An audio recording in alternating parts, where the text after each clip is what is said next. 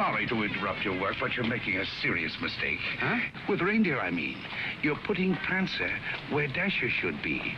And Blitzen should always be on my right-hand side. He should, huh? Yes, and another thing. Donna's antlers have 4 points instead of 3. But I don't suppose anyone would notice that except me. No, I don't suppose so. Say, who are you? My name is Kringle. Kris Kringle. Well, glad I could be of help. Goodbye.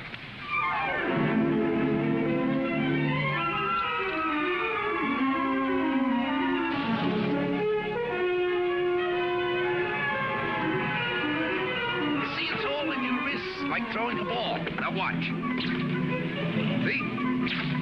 Mrs. Walker, that new Santa Claus you hired is wonderful. Where'd you find him? He answered the ad along with 100 others. He is good, isn't he? Well, the parade's ready to start. You coming? I'm going home and getting a hot tub. I may just stay there until next Thanksgiving. But you've worked so hard on the parade. If I want to, I can see it from the roof of my apartment. Bye.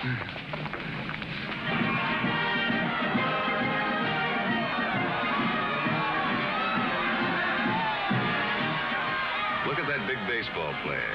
He was a clown last year. They just painted him different. My mother told me. She manages the parade. Wow. He's really a giant, isn't he? Really, Mr. Gailey. And you a lawyer. There are no such things as giants. Well, maybe not now, Susan, but in olden times, like the giant Jack killed in the fairy tale. Oh, one of those. I don't know any fairy tales. You mean your mother or father never read you any? My mother thinks they're silly, and I never met my father. You see, my mother and father were divorced when I was a baby. Well, that baseball player sure looks like a giant to me. Come in. Hello. My housekeeper told me Susan was here. I'm her mother. Yes, Susie's told me quite a bit about you. She's told me quite a bit about you, too. The man in the front apartment. Hi, dear. Parade's much better than last year. Good. Hope Mr. Macy agrees with you. Would you like a cup of coffee? Oh, don't bother. No bother. It's ready.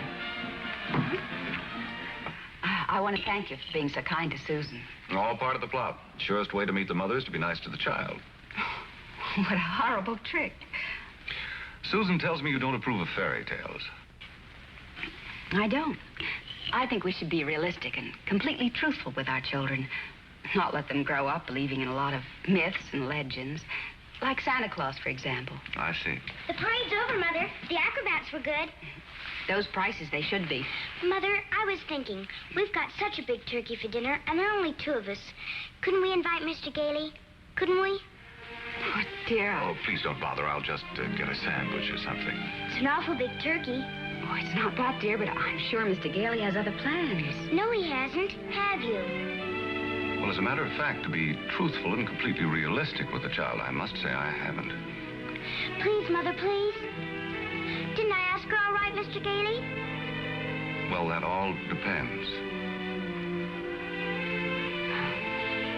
Dinner's at 3 o'clock. Susan, you asked just right.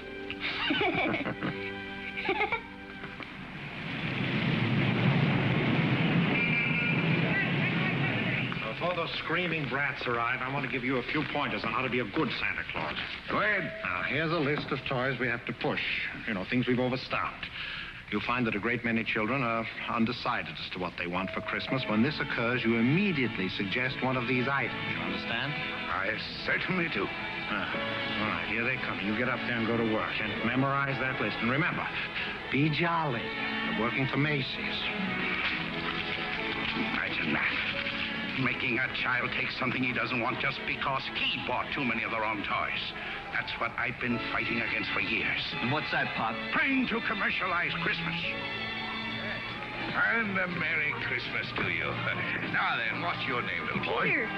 And what do you want for Christmas, Peter? I want a fire engine just like the big ones, only smaller. It's got real hoses and it squirts real water. I won't do it in the house, only in the backyard, I promise. Now, Peter, I see you're a very good boy. So you'll get your fire engine. You see, I told you to get me one. Yes, dear. Well, look, you wait right over there. Mommy wants to thank Santa, too. What do you mean by saying a thing like that? I've been all over town trying to find that kind of a fire engine. Macy doesn't have one. Nobody's got one. But you can get those fire engines at the Acme Toy Company on West 46th Street. Only $4.50. Wonderful bargain. Oh, I follow the toy market pretty closely. Macy's sending other people to other stores? Well, the important thing is to keep the children happy. Whether Macy's or somebody else sell the toy, it doesn't matter, does it? Don't you feel that way? Me? Sure, but I didn't think Macy's did. I don't get it.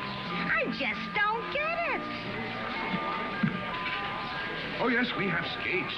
Nice, shiny skates, and they're very good indeed. But I don't think they're the kind of skates you want.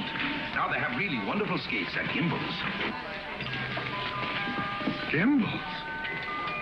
The sales lady said I was to speak to you. You the head of the toy department? Yes, madam, yes. Well, look, I want to congratulate you on Macy's on this new stunt you're doing, sending people to other stores. To think that a big store like this puts the spirit of Christmas before the commercial. I haven't done much shopping here before, but from now on, I'm a regular Macy customer. Gimbals? And when you come to see me at Macy's, I shall tell you all about the wonderful toys. This seems awful silly, Mr. Gailey. Well, maybe you'll feel differently after you've talked to Santa Claus. Goodbye, and Merry Christmas. Now, what's your name, little girl? Susan Walker, what's your name? Mine, Kris Kringle. I'm Santa Claus. You don't believe that, do you? You see, my mother is Mrs. Walker, the lady who hired you. But I must say, you're the best-looking one I've ever seen. Thank you. Your whiskers don't have those things that go over your ears. That's because they're real, just like I'm really Santa Claus. Go on, pull them. Go on, go ahead, pull. That's it. And what do you want me to bring you for Christmas? Nothing, thank you. Whatever I want, my mother will get me. Sensible and doesn't cost too much. Susan, dear, I think you've taken up enough of this gentleman's time. Your maid had to go home. Her mother sprained her ankle. She asked me to bring Susan down here for you. Yes, she phoned. I thought as long as we were here, we might as well talk to Santa Claus. He's a nice old man, Mother. And his whiskers are real, too. Yes, dear. A lot of old men have real whiskers like that. Susan, if you'd like to go over and look at the dolls, I'll be with you in just a minute. I want to talk to Mr. Gailey. I didn't think there was any harm in saying hello to the old gent. I'm sorry. I think there is harm. I tell her Santa Claus is a myth, and you bring her down here to meet a very convincing old gentleman with real whiskers. What's wrong with that? By filling her full of fairy tales, she'll grow up to believe life is a fantasy instead of a reality. She'll keep waiting for Prince Charming to come along, and when he does, he'll be a... We were talking about Susie, not you. Whether you agree with me or not, I'll have to ask you to respect my wishes.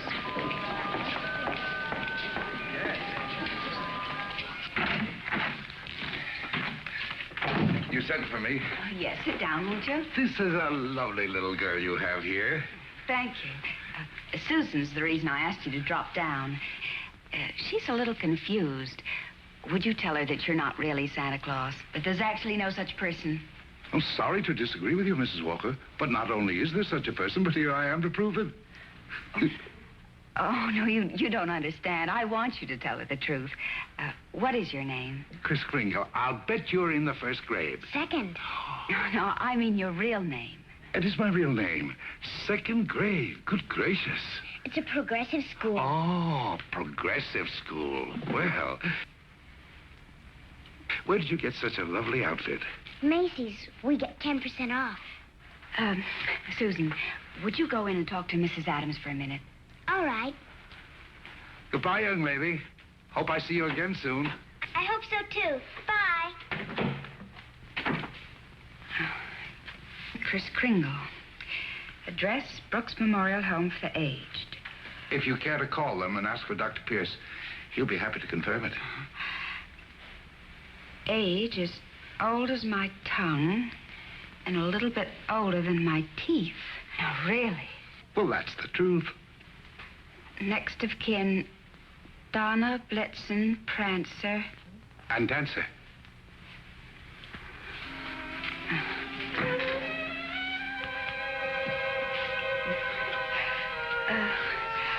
I'm sorry, Mr. Kringle. Yes, well, I'm afraid we're going to have to make a change. You see, the Santa Claus we had last year is back in town, and, well, I feel I owe it to him to, Have I done something wrong? No. Excuse me. Yes? Mr. Macy wants to see you immediately, Mrs. Walker. Oh, yes, right away. You'll have to excuse me. Miss Adams will give you your voucher on the way out, and you'll receive a full week's salary.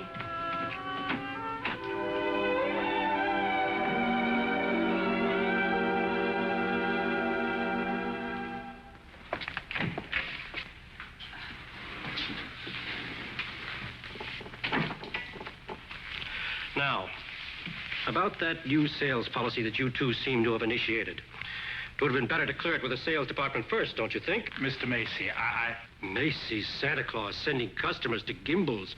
Preposterous. What? Yet, we cannot quarrel with success. Telephone calls, telegrams, over 500 parents expressing their undying gratitude to Macy's. So as a result, I've decided to make this the new sales policy for the entire store. If we haven't got what a customer wants, we'll send him where he can get it. In this way, Macy's will be known as the store with a heart. The store that puts public service ahead of profits. And consequently, of course, we'll make more profits. Well, I just want to express our appreciation and to tell you that in your Christmas envelopes, there'll be a more practical expression of our gratitude. Thank you, Mr. Macy. That'll be all. Oh, and tell that wonderful Santa Claus of yours that I haven't forgotten him either. No, never mind. I'll tell him myself. In the morning.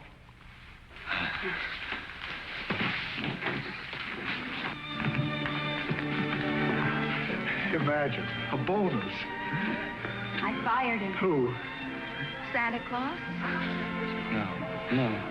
He's crazy. He thinks he is Santa Claus. Well, I don't care if he thinks he's the Easter Bunny. You better get him back. Well, it's too great a risk. He might have a fit or something. I tell you, the man's insane. Maybe just a little bit insane. Mr. Sawyer. What? We'll get Sawyer to examine him. He's a psychologist. That's what he's being paid for, to examine the employees. Can't get him back. He's already gone. Well, then you better scoot after him and get him, because if you don't, we're going to have a very unmerry Christmas. Oh, Mr. Kringle. I'm afraid I acted rather hastily and perhaps unfairly.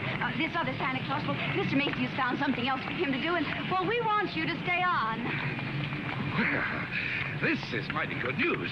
You see, Mrs. Walter, for 50 years or so, I've been more and more worried about Christmas.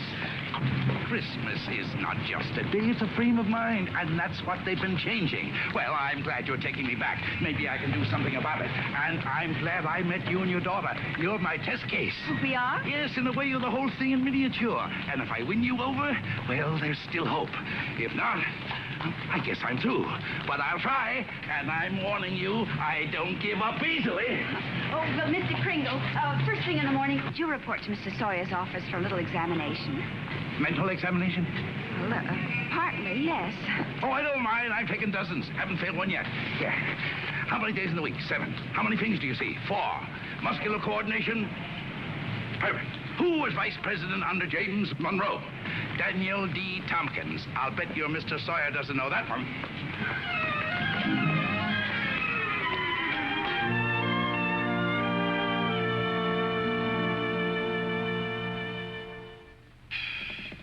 How much is 3 times 5?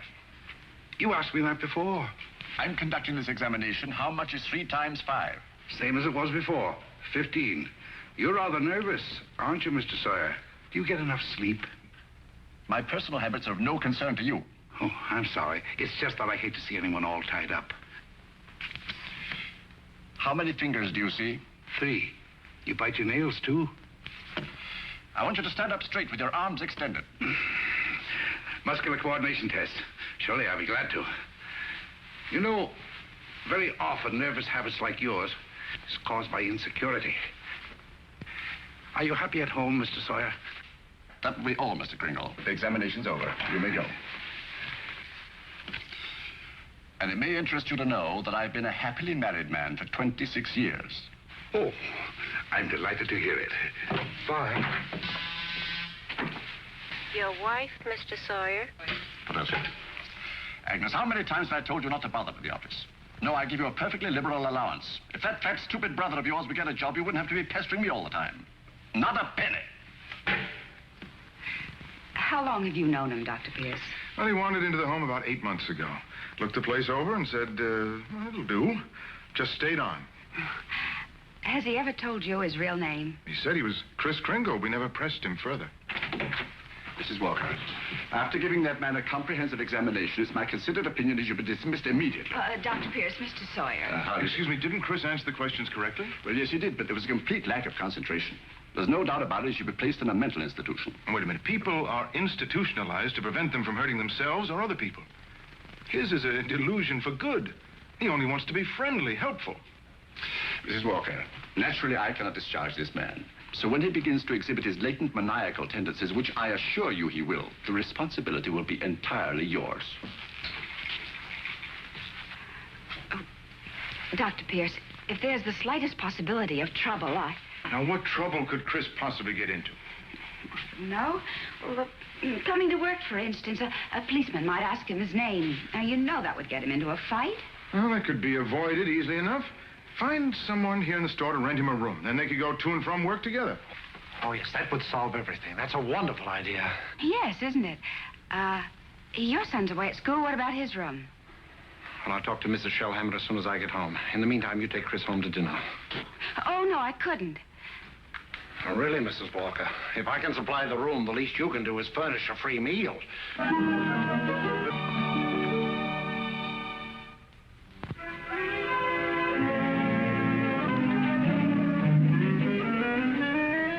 What sort of games do you play, Susan? I don't play much with the children. They play silly games. They do. Like today, they were playing zoo, and all of the children were animals. Homer was supposed to be the zookeeper. He said, "What kind of an animal are you?" I said, "I'm not an animal. I'm a girl." He said, "Only animals allowed here. Bye." Oh, that's too bad. Sounds like a wonderful game to me. Of course, to play it right, you've got to have imagination. Do you know what imagination is? That's when you see something and it's really not there. Well, yes. But I believe imagination is a place by itself. Yeah, you know, like, well, you know the British nation and the French nation. Well, this is imagination. Say, how would you like to make snowballs in the summertime? Or drive a bus down Fifth Avenue? Or be the Statue of Liberty in the morning, and in the afternoon, a flock of geese flying south? Well, the first place, you'd have to learn to pretend. That's imagination. Now, the next time they play zoo, you tell Homer you're a monkey. But I don't know how to be a monkey. I'll show you. Now, stand up. First, you bend way over. That's it. Keep your arms loose. Now, then you scratch. On the contrary, the firm of Hazlip, Sherman, and Hazlip has been very good to me. But being an exceptional lawyer, I want to open my own office. Naturally. We're having our first lesson in pretending, and we're doing pretty well, too. She'll be having nightmares for weeks. But you'll be having a lot of fun in the daytime. Hello? Oh, Mr. Shellhammer, that's fine. The Shellhammers have a room for you. That's very kind of them, but I've accepted Mr. Gailey's offer to stay with him. Mr. Gailey? I'll get the meat. Oh, thank you, Mr. Shellhammer, but it seems he's made other arrangements. Yes, well, goodbye. Well, here we are. Steak. No, it's venison. A friend of mine at the office gave it to me. What's venison? Oh, deer meat. If you don't like it, I have eggs for you. Could I have eggs, too? Venison, you know, I couldn't. Oh, I forgot. Well, there must be something you want for Christmas. Something that even your mother doesn't know about. Why don't you give me a chance? All right. Good. That's what I want for Christmas. A doll's house like this? No, a real house. A real house? If you're really Santa Claus, you can get it for me. And if you can't, just a nice man with a white beard like Mother says. Well, just because every child doesn't get his wish, that doesn't mean there isn't a Santa Claus. That's what I thought you'd say. But what could you possibly want with a house like this? Live in it with my mother. You have this lovely apartment. But I want a backyard and a swing and... She can't get it, huh? I didn't say that. Well, that's a tall order, but I'll do the best I can. May I keep this? Mm-hmm. Good night, Susan. Good night.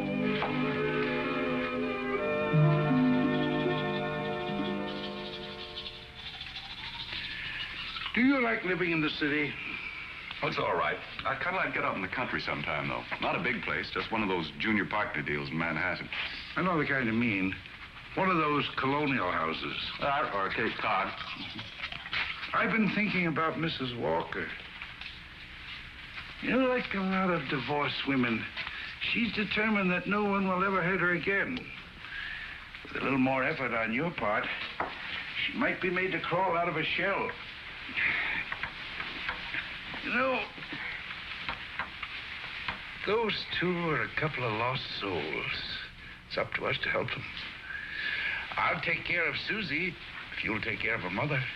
It's a deal. Good. You ready? Oh, no, you don't.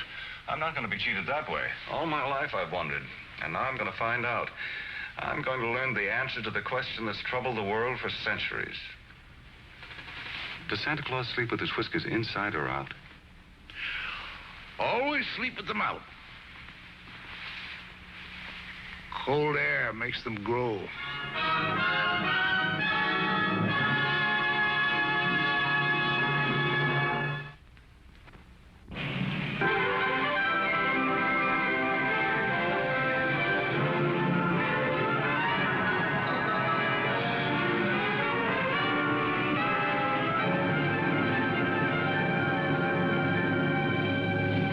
This is one event I never expected to see. Two can play at this game, Mr. Macy. If Gimbels hadn't got what the customer wants, we'll send him over to Macy's. It'll be a pleasure, Mr. Gimble.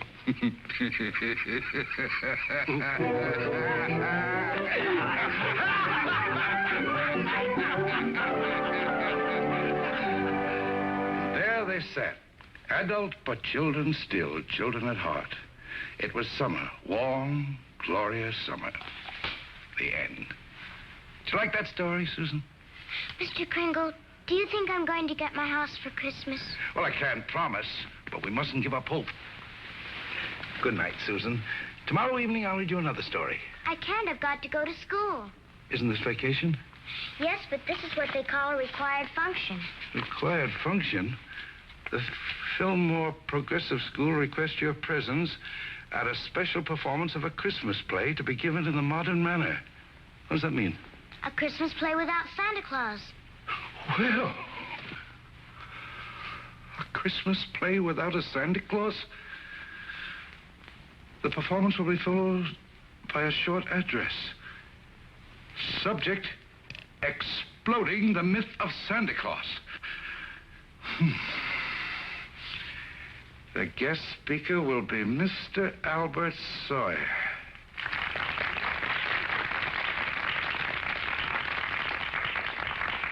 I'm very happy you enjoyed our little play. And now it gives me great pleasure to introduce our old friend, Mr. Albert Sawyer.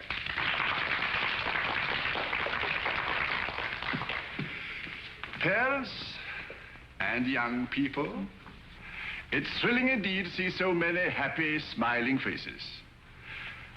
I know you're all looking forward to a joyous Christmas. But as those of you in this intelligent group know, this is going to be a Christmas without Santa Claus. Such a person as Santa Claus, St. Nicholas, or Kris Kringle does not exist. Never has existed and never will exist.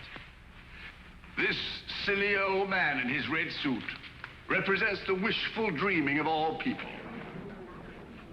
He's the all-giver, the generous father. Mature adults who keep this myth alive are clinging to childish fantasies and show themselves afraid to face realities. People who play Santa have a strong feeling of guilt. I see nothing to laugh at. Far from being amusing, this myth... Far from being amusing,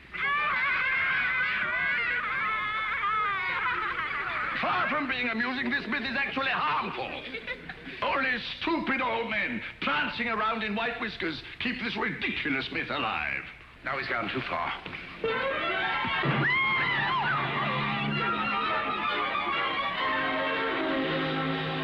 He became violent because I attacked his delusions, and he'll do it again. Well, if you ask me, I think we ought to get an outside psychiatrist to examine him. Then you better do it right away before Mr. Macy hears about it.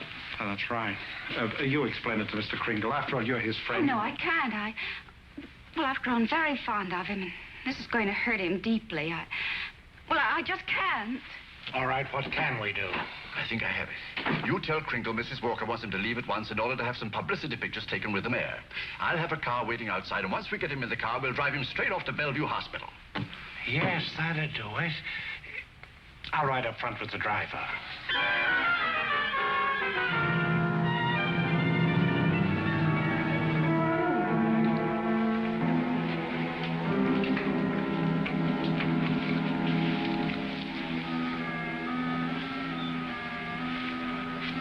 Chris. Hello, Fred. You flunked that psychiatrist examination deliberately, didn't you? Why? I had great hopes, Fred. I had a feeling that Mrs. Walker was beginning to believe in me. Now I know she was only humoring me all the time. Mrs. Walker didn't know anything about taking pictures with the mayor. That was Mr. Sawyer's idea. It isn't just Mrs. Walker. Take Sawyer.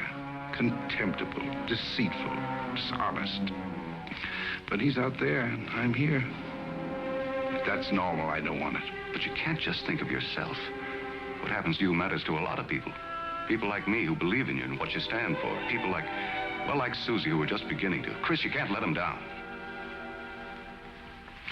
You're right. Let's get out of here. Now, wait a minute. You flunked that examination, but good. Yes. I said our first president was Calvin Coolidge. Oh, but you can fix that. You'll think of something. Now, take it easy.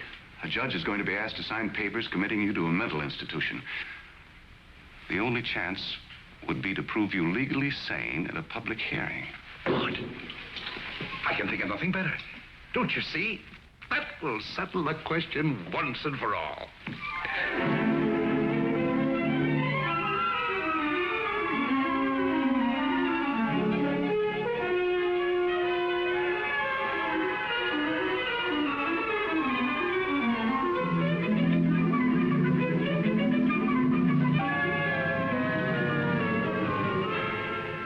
Solemnly swear the evidence you are about to give at this hearing is the truth, the whole truth, and nothing but the truth? I do. Good morning, Your Honor. Good morning. You may proceed, Mr. District Attorney. My name's Thomas Mara. What's yours? Chris Kringle. Oh. Where do you live? That's what this hearing will decide. It's a very sound answer, Mr. Kringle. Thank you, Your Honor. Tell me, do you really believe that you're Santa Claus? Of course. The state rests, Your Honor. In view of this statement, do you still wish to put in a defense, young man? I do, Your Honor. I'm fully aware of my client's opinions. In fact, that is the entire case against him. That Mr. Kringle is not sane because he believes himself to be Santa Claus. An entirely logical assumption, I'm afraid. Not necessarily, Your Honor. You believe yourself to be Judge Harper, yet no one questions your sanity because you are Judge Harper. Mr. Kringle is the subject of this hearing, not me. Exactly. So I intend to prove that Mr. Kringle is Santa Claus.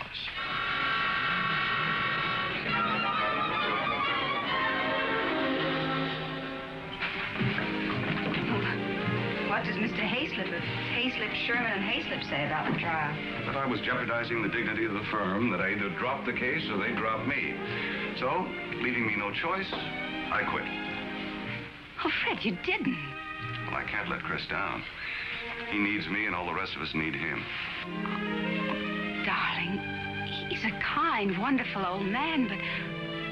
Well, you can't throw away your career because of sentiment. I'm not throwing a career away. I'll get by. I'm a darn good lawyer. This doesn't shake your faith in me, does it? This is a question of common sense, not faith. Faith is believing in things when common sense tells you not to.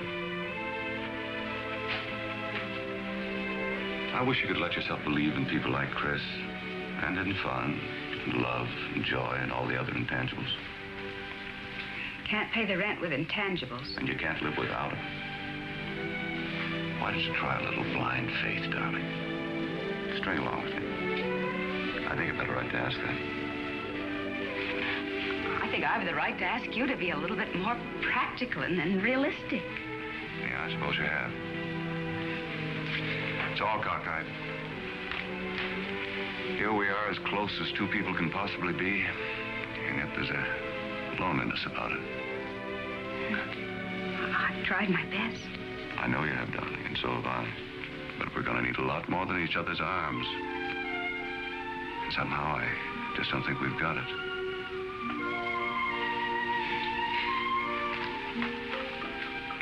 Funny.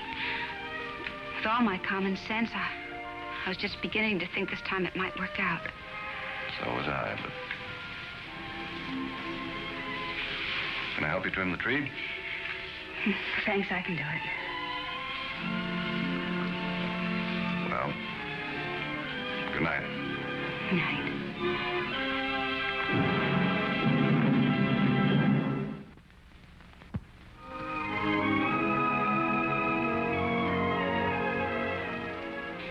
Your name, sir? R.H. Macy. Do you recognize this man? Yes, he's an employee of mine, Chris Kringle. Do you believe him to be of sound mind? I certainly do. Mr. Macy, you're under oath. Do you really believe that this man is Santa Claus?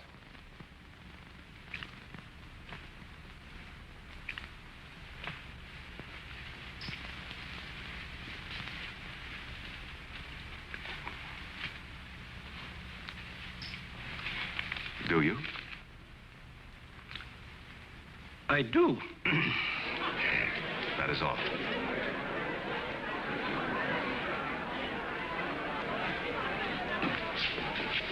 You are fired.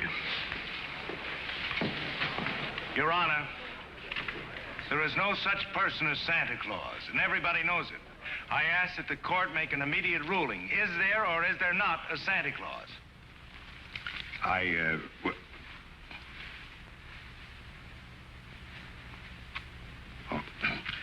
This court will take a short recess to consider the matter. I don't care about the law. I'm talking about politics. You go back in there and rule that there's no Santa Claus, we won't be even able to put you in the primaries. Oh, Charlie. I'm a responsible judge. How can I seriously rule that there is a Santa Claus? All right, go back in there and rule there isn't. The kids read about it, so they don't hang up their stockings. So what happens to all the toys that are supposed to be in them stockings? Nobody buys them. Oh, the toy manufacturers are gonna love that. What about the Christmas card makers, the candy companies? Oh, boy, are you gonna be a popular guy. And what about the Salvation Army? They got a Santa Claus on every corner. Henry, I'm telling you, if you go back in there and rule that there's no Santa Claus, you can count on getting just 2 votes. Your own and that district attorney's out there.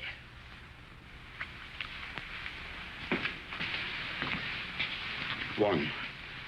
District Attorney's Republican. The court will rise.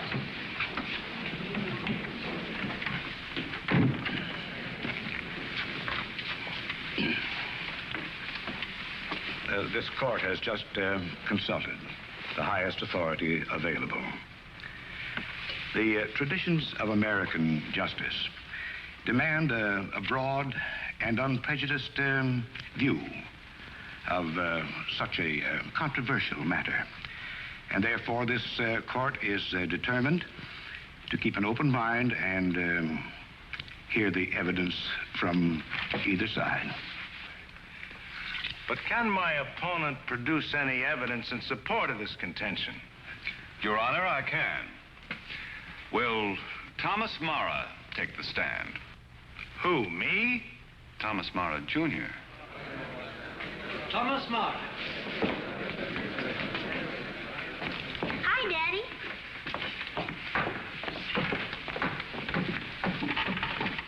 Tommy, you know the difference between telling the truth and telling a lie, don't you? Everybody knows you shouldn't tell a lie, especially in court. Do you believe in Santa Claus? Sure I do. And what does he look like? There he is, sitting over there. I object, Your Honor. Overruled. Tommy, why are you so sure there's a Santa Claus? Because Daddy told me so. Didn't you, Daddy? And you believe your daddy, don't you? Sure I do. Daddy wouldn't tell me anything that wasn't so. Would you, Daddy? Thank you, Tommy. Bye, Daddy. The state of New York is willing to concede the existence of a Santa Claus. But I ask that Mr. Gailey produce authoritative evidence that Mr. Kringle is the one and only Santa Claus. Your point is well taken, Mr. Mara.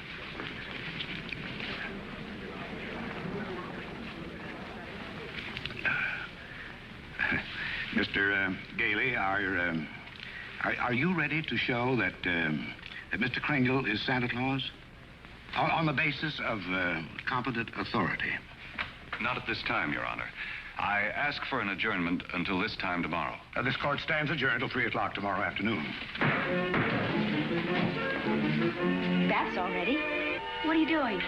Writing to Mr. Kringle to tell him I believe in everything he told me. Everything will turn out fine. Oh, that's nice. He'll like that. Where shall I send it? Why don't you send it to the county courthouse? Okay.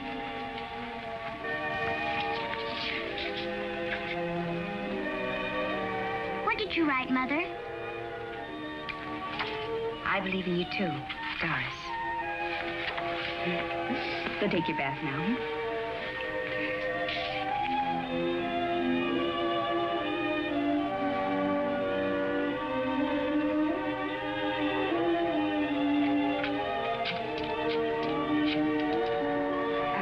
Could you give me the number of the main post office, please? Hello, dead letter office. Are you kidding? We got maybe a couple of 100,000. Yes, ma'am, we sure would. Hey, lady, that's not a bad idea. Thank you.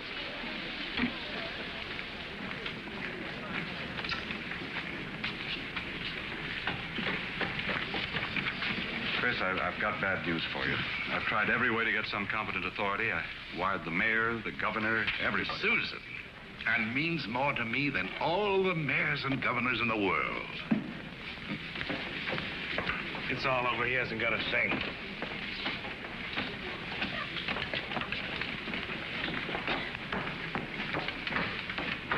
Your Honor, the defense has yet to produce one bit of authoritative proof that this man is really Santa Claus. And in view of the fact that it is Christmas Eve and we're all anxious to get to our homes, I ask that these commitment papers be signed without further delay. Mr. Gailey, have you anything further to offer? I should like to submit the following evidence, Your Honor. It concerns an official agency of the United States government. The Post Office Department, one of the world's largest business concerns, did a gross business last year of $1,112,877,174. Your Honor, I'm sure they're all deeply gratified to know that the Post Office Department is doing nicely, but it hardly has any bearing on this case. Furthermore, the U.S. postal laws make it a criminal offense to willfully misdirect mail or intentionally deliver it to the wrong party. Yeah, Your Honor, I'm sure that the state of New York is willing to admit that the Post Office Department is authoritative, prosperous, and efficient. For the record? For the record. Anything to get on with this case. Then, Your Honor, I offer these letters in evidence. They're simply addressed to Santa Claus, yet they were each delivered to Mr. Kringle by bona fide employees of the Post Office Department. I offer these as authoritative proof. Your Honor, 3 letters are hardly authoritative proof. I have further exhibits, Your Honor, but I hesitate to produce them. Oh, I'm sure we'd all be glad to see them. Oh, yes, indeed. Put them on my desk. On your desk? Yes, yes. Very well, Your Honor.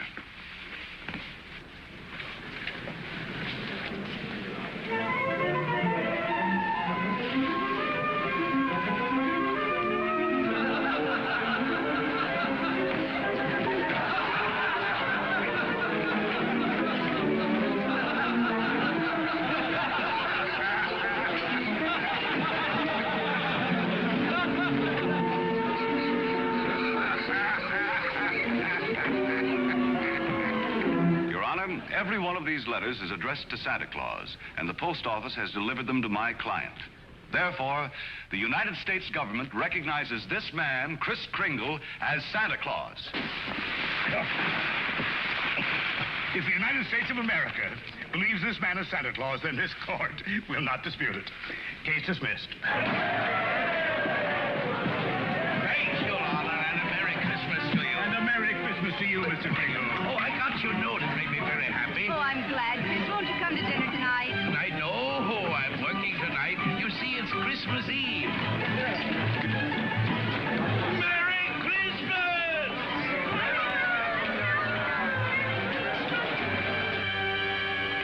What's the matter with Susan? I think she misses Chris.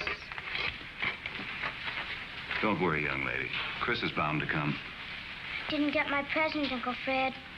Why, darling, you got a lot of presents. Not the one I wanted. Not the one Mr. Kringle was going to get for me. What was that? It doesn't matter. I didn't get it.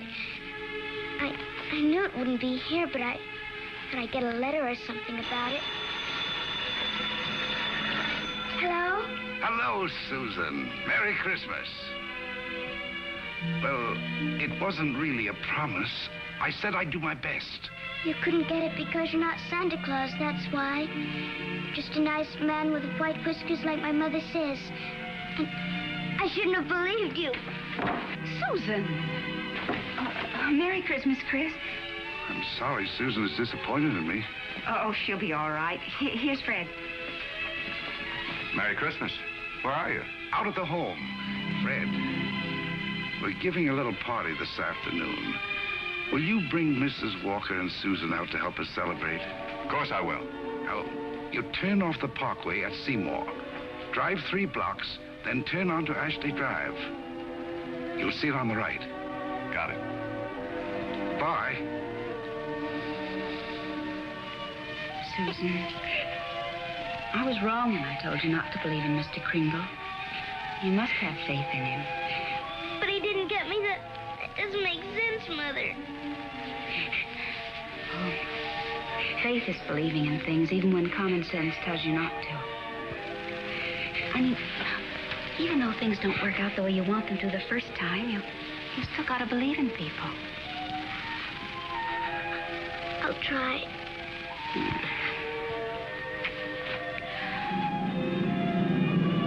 There it is, Ashley Drive. I do believe. I do believe. I do. Stop, Uncle Fred, stop! Susan!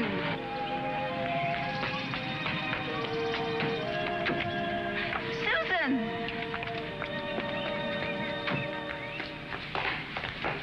Susan?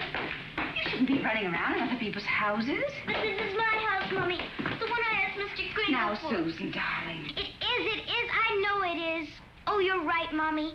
If things don't turn out right the first time, you've still got to believe. Mr. Kringle is Santa Claus. He is. I'm going to see my swings. You told her that?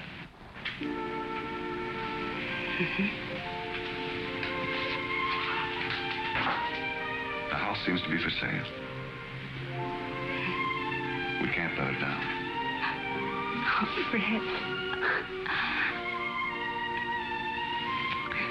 Darling, I always believed in you.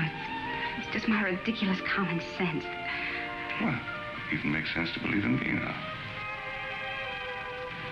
I take a little old man and legally prove that he's Santa Claus. Now, you know.